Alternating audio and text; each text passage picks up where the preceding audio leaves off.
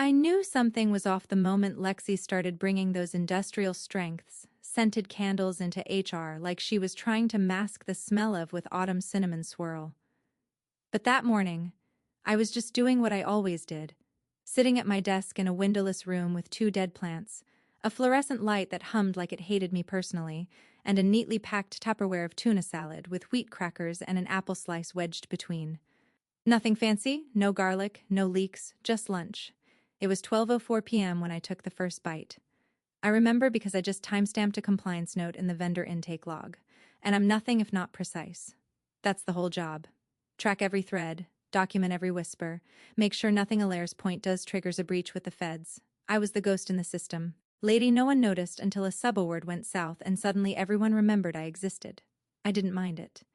Invisible meant no birthday cakes or forced smiles in the break room. Invisible meant I could do the real work. By the time I finished my apple slice, I'd already flagged an untracked invoice escalation in one of our subcontractor chains. I logged it, assigned a risk tag, sent a ping to legal. Subject urgent, still waiting on 47 degrees Celsius clearance form signature for grantor audit. No one replied? Of course they didn't. That form had been sitting in limbo for 13 business days. Meanwhile, Point was busy plastering glossy slides about cross-F functional transparency to the executive monitors while the actual compliance officer, me, couldn't get a damn acknowledgement. Still, I did what I always did. Kept records, stayed quiet, ate my lunch. Speaking of quiet, if you've made it this far and haven't subscribed yet, maybe hit that button. More than 90% of people who listen to these stories forget to. And it really helps the team keep churning out these corporate train wrecks. Also, maybe toss us a like.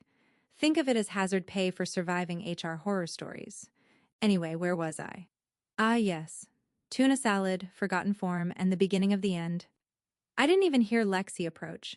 She moved like a damn cat in those orthopedic wedges, all self-righteous posture and too much peppermint lip gloss. She leaned over the cubicle wall like a vulture that read "lean in" once and took it personally. You do know this isn't a cafeteria, right? I blinked. Excuse me. She pointed at my lunch like I just microwaved roadkill. Health code violation. We have protocols. I stared at her, genuinely confused. I'm not cooking, I'm eating. She smiled, tight-lipped, and rehearsed.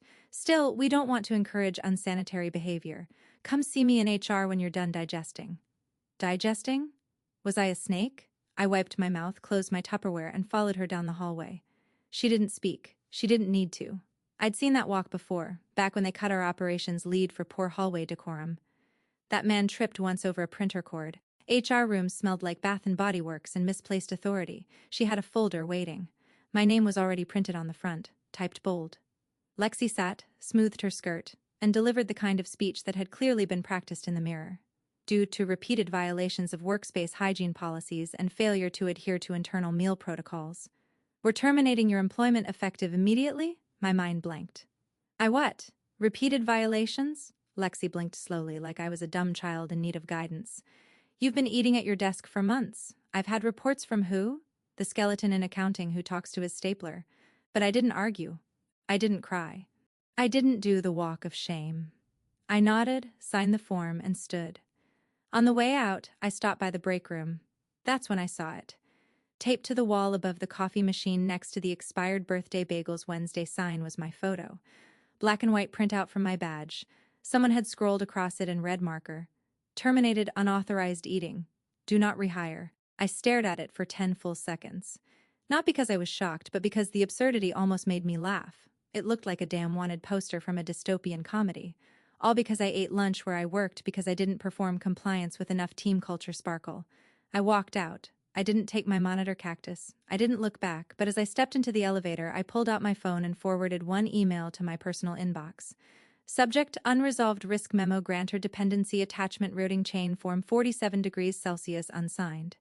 No one at Alaire's Point realized it yet. But that one unsigned form was about to tear open their entire pipeline, and the woman they just fired over a sandwich, she wasn't just a compliance officer. She was the named monitor on 6 federal contracts. And now they were in breach. Lexi moved fast, like someone trying to make up for a lifetime of being ignored at middle school lunch tables.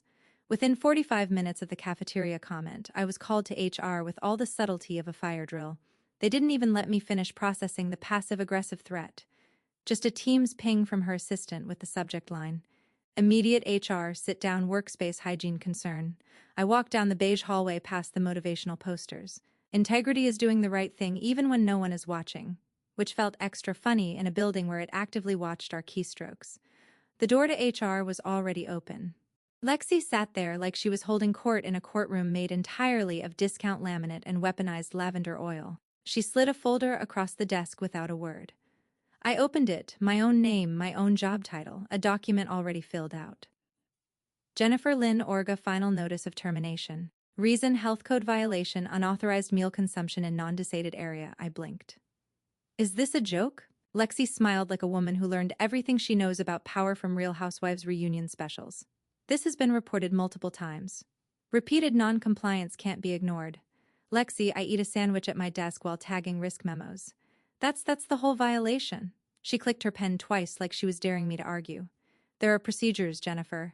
Food belongs in the break room, not in federal audit logs. I almost laughed. Almost. There's no food in the audit logs, just my audit notes, which I might add were up to date on every single contract, including the ones legal still hasn't cleared, like 47C. Her eyes narrowed. Jennifer, this isn't about documentation. This is about culture. We've been tasked with creating a workplace standard. Clean, professional, structured. Structured? I echoed. You mean like firing someone without a single verbal warning? She leaned forward just slightly. You signed the handbook. Of course I did. On day one, right between the unpaid overtime clause and the company mugs must be returned upon exit section. Lexi didn't want to hear about audit logs or clause language. She wanted a scalp. Mine just happened to be within reach. I stared down at the termination form, checked the date, signed it. You'll be escorted out shortly, she said, rising. Someone will box up your belongings. As I stood, she added, just to be clear, this wasn't personal. Right. Nothing says impersonal like publicly crucifying a woman over crackers and tuna.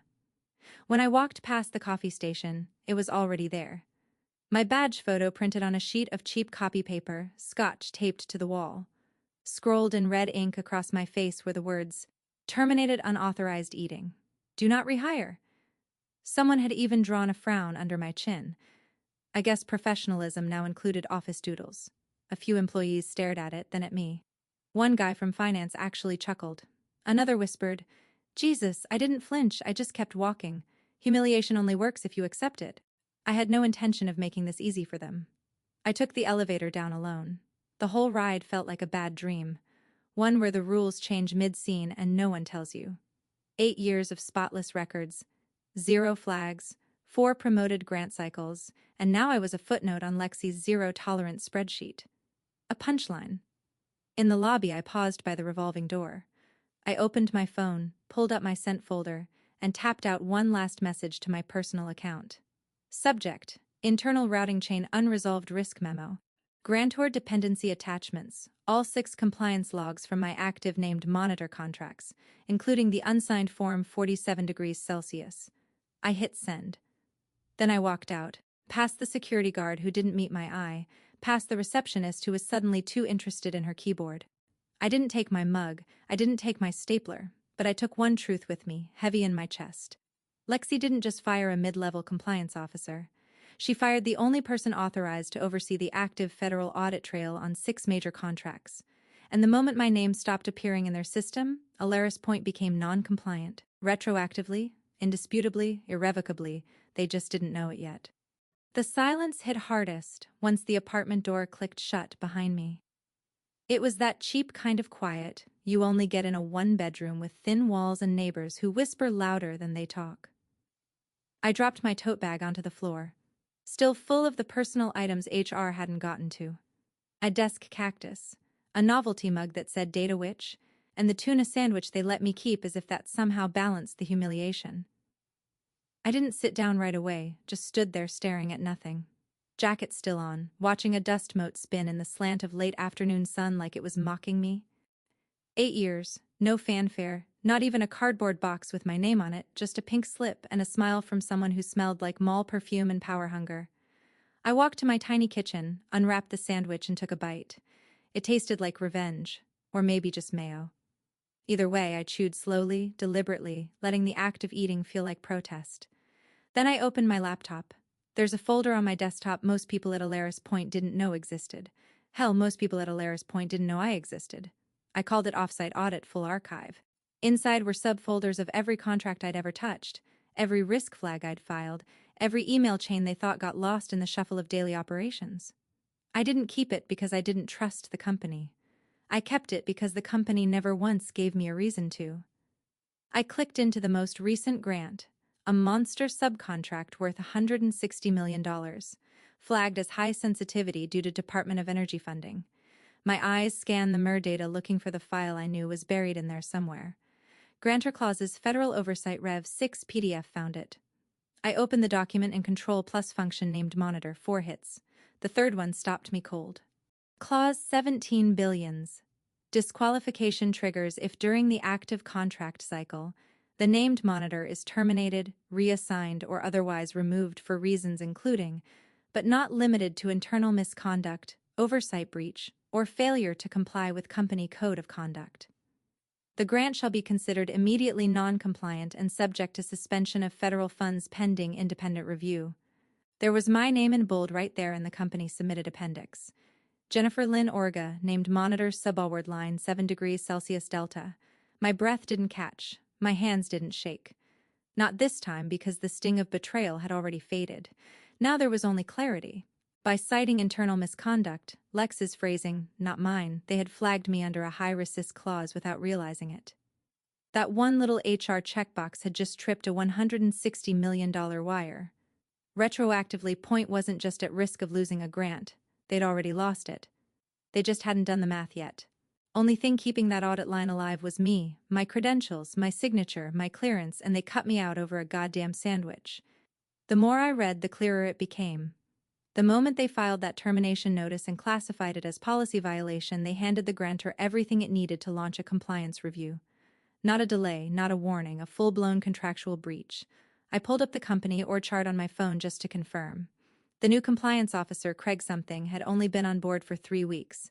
No federal credentials, no monitor clearance, no audit history, which meant that right now on paper there was no one legally holding oversight on 6 active federal subcontracts, which also meant, per clause 17 billions, they were operating in violation. A phrase surfaced in my mind like an echo from some training webinar long ago. Automatic disqualification upon named monitor removal without compliant reassignment. I closed the PDF, sat back, took another bite of that sandwich like it was victory itself.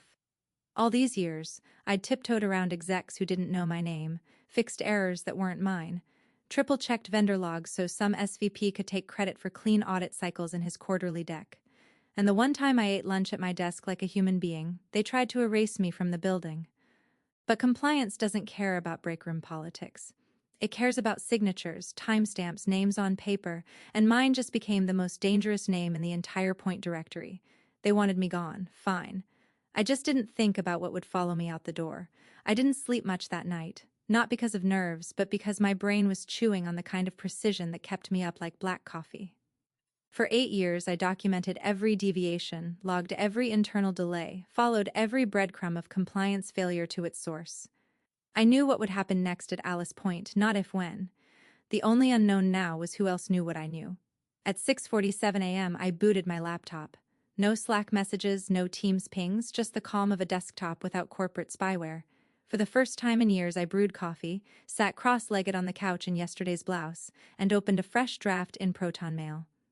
2. Secure contracts at Gov Grantor Agency Gov subject. Oversight roster inquiry. Subaward line 7 degrees Celsius delta. Good morning. I wanted to confirm whether any updates are required to the oversight roster currently filed for Subaward 7C delta. I was previously listed as the named monitor. Best Jennifer Orga. It was short, neutral, purposefully vague. No accusations, no alarms, just a tickle to the system to see who flinched first. I sent it, stared at the blinking cursor for a few seconds, then closed the lid and got dressed. No sense pacing around like a character in a legal drama. Real fallout doesn't happen in explosive courtroom monologues. It unfolds through inboxes and timestamps. At 9:12 a.m. I heard the chime. One line from Secure Contracts at Geo Grand Tour Agency. GOV subject RE Oversight Roster Inquiry Subaward line 7 degrees Celsius delta. You're not on the clearance sheet anymore. That was it. Not even a dear Miss Ortega. Just the cold confirmation of what I already knew. I cracked my knuckles, opened a reply, and typed correct. That's now a breach per clause 17 billions, line 1. I added a second sentence purely for effect. No formal transition or compliant reassignment has occurred to date. My last day with Alaris Point was yesterday, terminated under internal misconduct designation. Click send. I sat there for a moment watching my reflection in the black screen. This wasn't vindictive, this was arithmetic.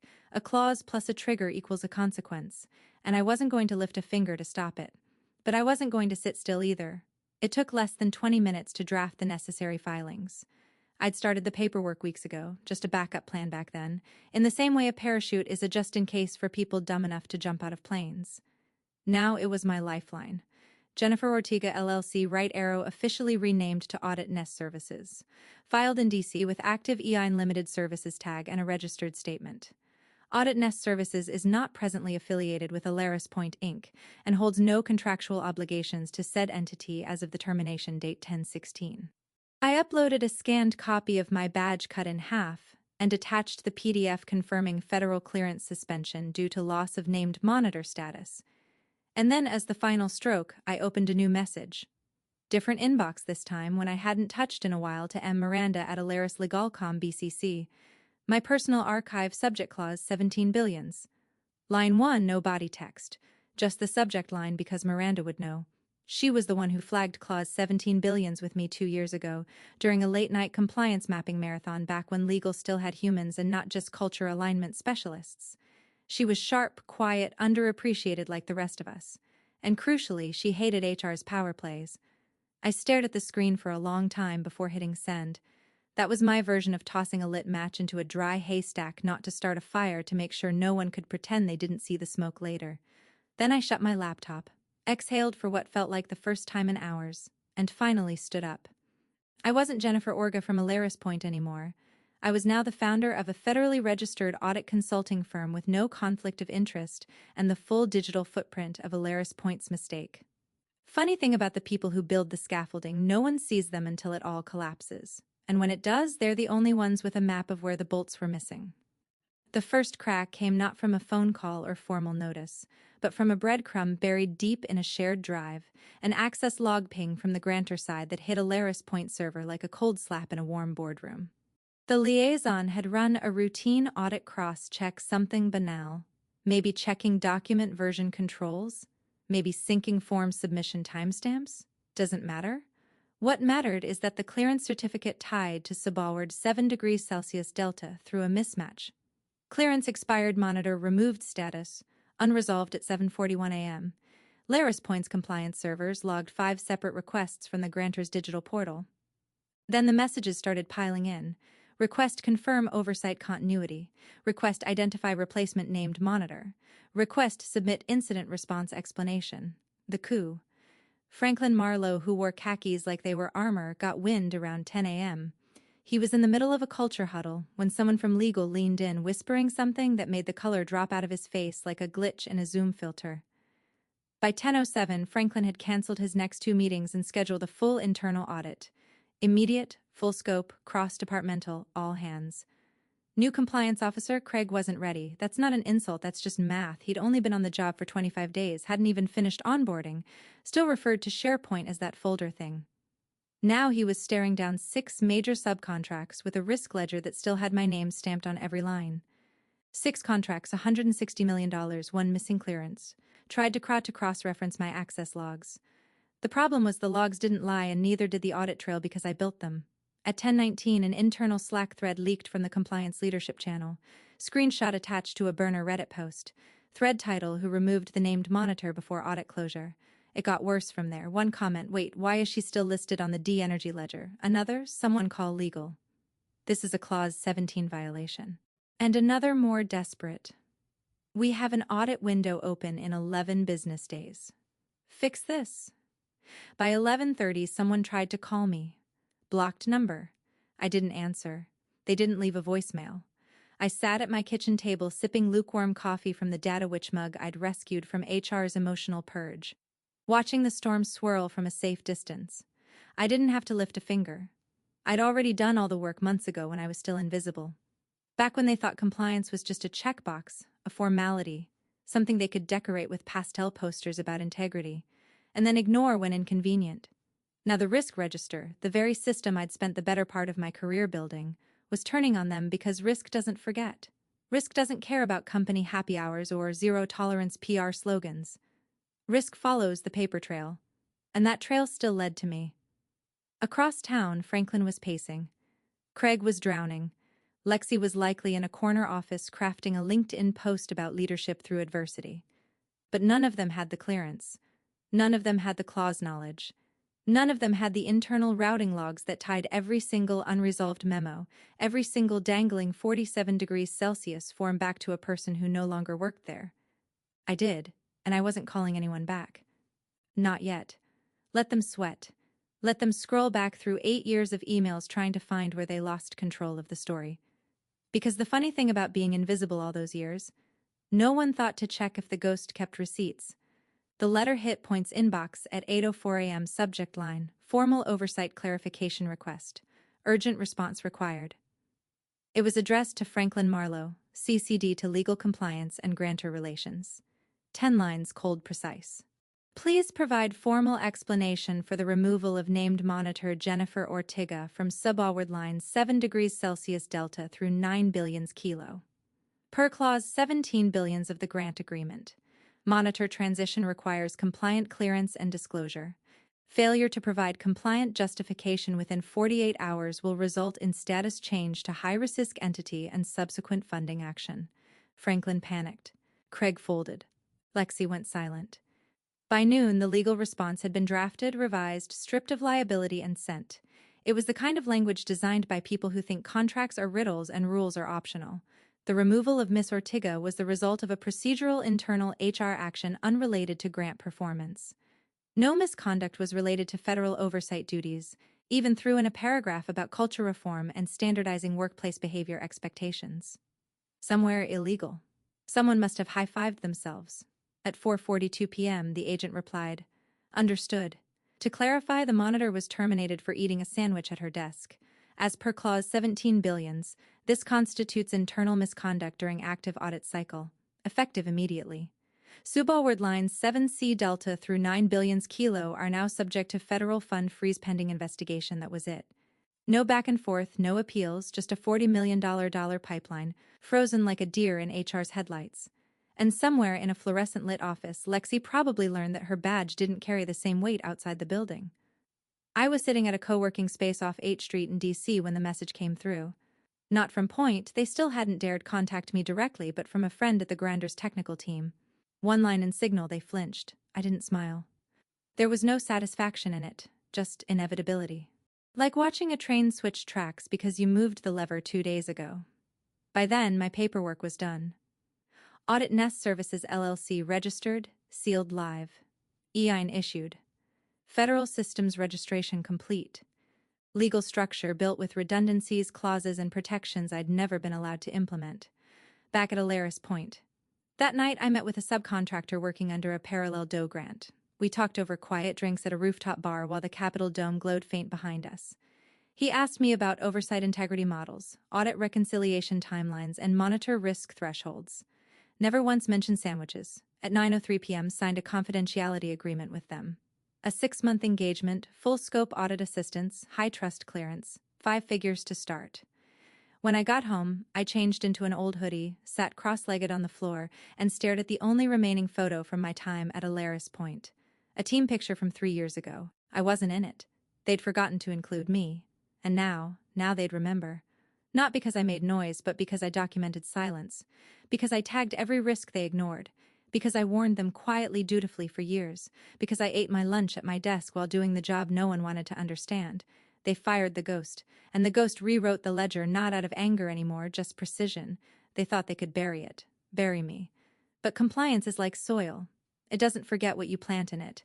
And what Alaris Point planted was a mess of shortcuts, arrogance, and the kind of paperwork rot that smells worse the deeper you dig. The GR Tour's pre-audit inquiry landed 3 days after the freeze. A soft knock before the storm. The kind of inquiry that doesn't ask if something went wrong. It asks how long you've been lying about it. The very first question, please provide documentation of monitor transition following Miss Orga's departure. Silence, then scrambling. Craig, the newly crowned compliance officer, pulled every version control log, every cleared form, every Slack message he could find. The problem was the system didn't lie. I'd built it not to. And what it said clearly repeatedly was that no transition had occurred. No reassignment, no coverage memo, no credentialed replacement logged into the system after me, which meant every contract they touched since my termination was radioactive. And then came the internal audit. Franklin the Coup sat at the head of the glass conference room table with legal finance and two audit consultants who looked like they'd been pulled out of a forensic accounting documentary. They walked through the oversight trail line by line, and line by line it led back to me. Every unresolved flag, every missing Form 47, every incomplete clearance packet, all documented, all time-stamped, all traceable to my audit logs. One by one, the consultants printed them out and slid them across the table like evidence at a trial. And at the bottom of every sheet, in a quiet footer they probably never noticed before, was my name, Orga J. Flag Risk / internal view only. Franklin allegedly muttered Jesus Christ under his breath. But HR went on the offensive. Lexi scheduled an emergency town hall that the company stood by its decision and that cultural integrity matters just as much as compliance.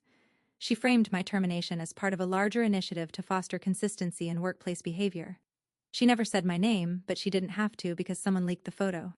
It showed up first on the internal message board, then spread like a wildfire through Signal threads and private LinkedIn groups. A black and white printout of my badge photo. Red marker across the top. Terminated unauthorized eating. Bottom corner, do not rehire. The caption added by whoever posted it. This you, Lexi, that was the match. The replies ignited. Pretty sure that lunch just cost us $40 million. Do not rehire the only person who kept us compliant. Bold strategy. She warned you. You laughed. Now we're a case study. It didn't stop there. Someone dug up an old Slack exchange where I'd reminded legal about the 47C form. Someone else found an internal wiki note I'd written titled Clause 17B read before you screw it up. It had exactly 3 views before my termination. Now it was trending company-wide. Lexi tried damage control, posted a follow-up. Compliance is everyone's responsibility. Someone responded with a screenshot of my risk tracker and wrote, yeah, it used to be her actual job. Meanwhile, I was in my apartment barefoot eating leftover pad thai straight from the carton while watching the collapse unfold like a time-lapse demolition video. That's when I got the letter. Not an email, a letter, real envelope stamped from a grantor liaison I used to work with on Subaward mapping.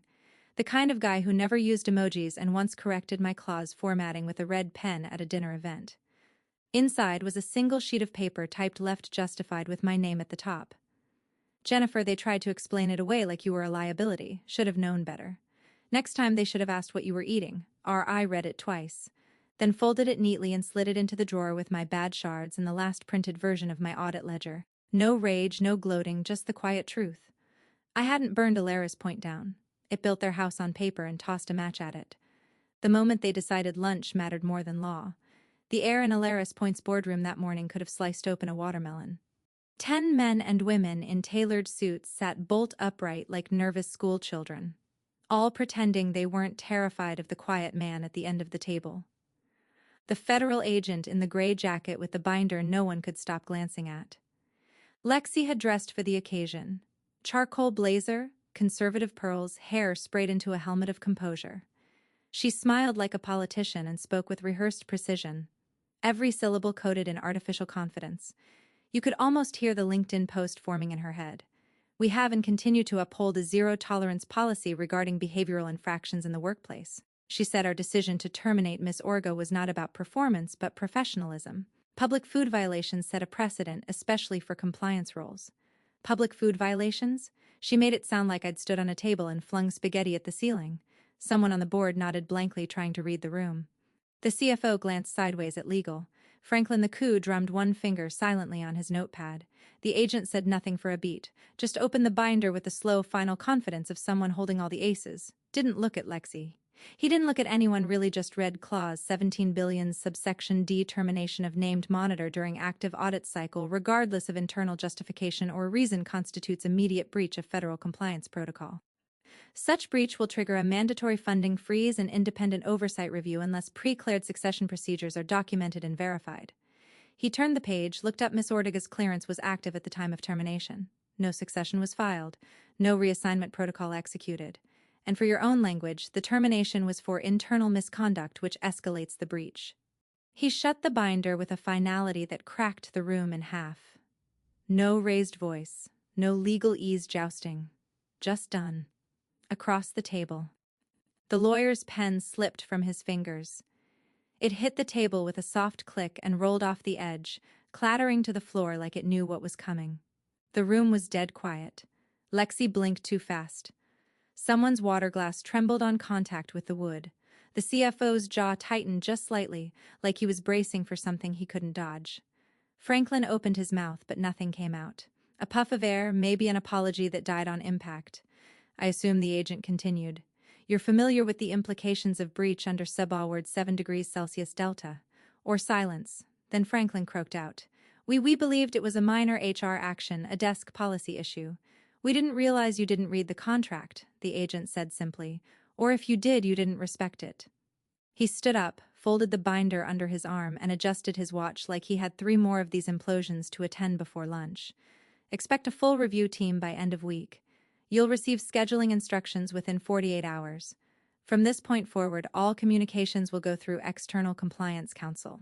And just like that, he walked out. No handshakes, no softening, just exit stage left with the kind of quiet that leaves scars. The board didn't move, not at first. It was as if they were waiting for someone to say it had all been a joke, that the camera crew would pop out and yell gotcha, that the sandwich story wasn't going to cost them tens of millions in frozen federal funds. But it wasn't a joke. It was an audit cycle, and I'd been the only one standing between them in this reckoning. Lexi turned to legal, her voice barely above a whisper. Can we undo it? The lawyer just shook his head. We terminated a federally cleared oversight officer for eating lunch. He looked like he was going to be sick, and somewhere behind a locked door and a deadbolt of their own making. Alaris Point realized that the compliance ghost they erased from the org chart had come back, not with vengeance, but with receipts. The freeze never lifted. 40 million turned into 60 as deeper inspections uncovered just how tangled the oversight had become. Other contracts were flagged.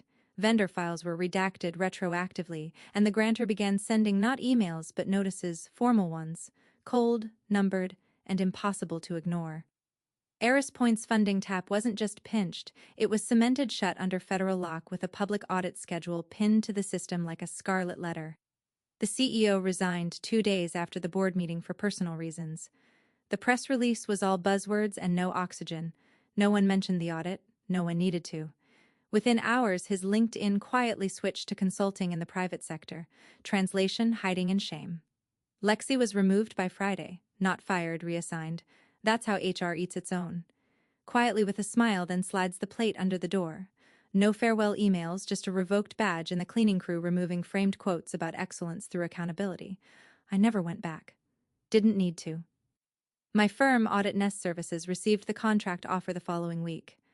Alaris Point was required by the same grantor that had once trusted them to onboard an external oversight entity with no prior entanglements. And since I had documented my separation down to the microcand, I fit the bill like a scalpel fits a wound.